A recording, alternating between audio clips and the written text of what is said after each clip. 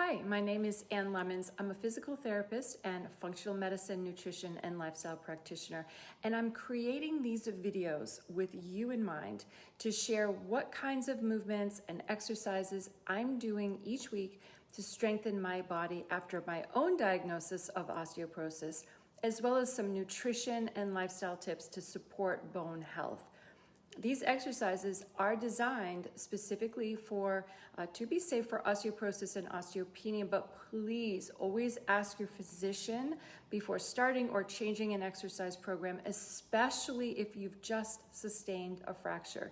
And do not continue to do anything that causes you pain.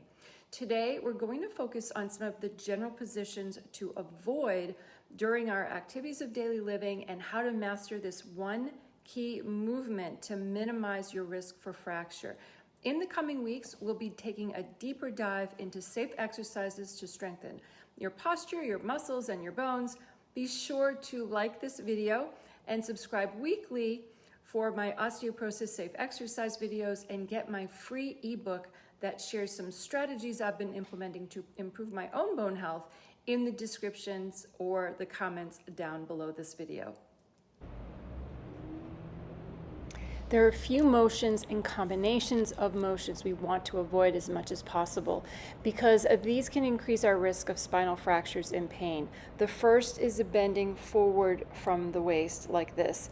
This causes rounding of the spine, increases pressure on the front of the spinal bones where we're more vulnerable to fracture. This becomes even more important to do when we're picking something off the floor. The second is twisting. Rotational forces like this should be avoided or done with limitations, depending on your history of fracturing. Twisting with bending from the waist, like this windmill exercise, should be completely avoided as this increases pressure on the spinal bones, again, where we're more susceptible to fractures. Avoid any forced, quick, or repetitive side bending motions. And watch for any combination of these three motions, flexion, rotation, and side bending together, especially during activities of daily living like emptying the dishwasher, where you can see this combination of motions that increase our risk for fracture. Again, you can see here the repetitive nature of mopping done incorrectly. There's too much bending over at the waist, there's twisting and reaching, and this puts pressure on the spinal structures, increasing our risk for fracture. So how do we do these activities and lower our risk? We start with learning the hinge. If you can perform this correctly, you'll significantly lower your fracture risk. So to do this, stand with your feet hip distance apart. Place the pinky side of your hands on the hip creases. Bend the knees and bend forward at the hip creases, keeping your spine in one long line from head to tail. You can practice this by using a mop or a broom handle, and you place it on the spine and feel it contacting three places: the back of your head, the upper back, and the sacrum, or the lowest part of your spine. So bend the knees first and practice hinging at the hips. Keep the spine in contact with the handle the entire way through. Keep making this bend deeper and deeper until you're able to touch one hand to the floor. Now, the common mistakes are to round in the lower back, where you can see it pull away from the broom handle, or pulling the head away. Both of these situations can cause too much pressure on the front of the spine.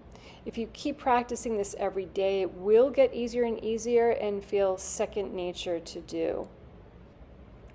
So here's how we can do mopping more safely. Lunge forward on one leg, keeping the spine, again, all in one line. You're not twisting, you're moving with the broom handle, keeping it very close to you. Don't push it away from you where you're reaching. You want to treat it like a dance partner.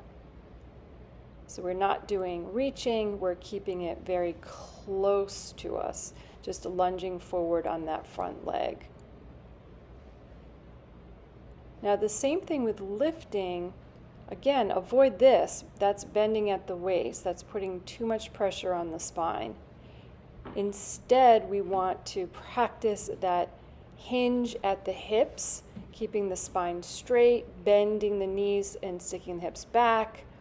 Pull the weight right into the body and then unhinge and straighten back up.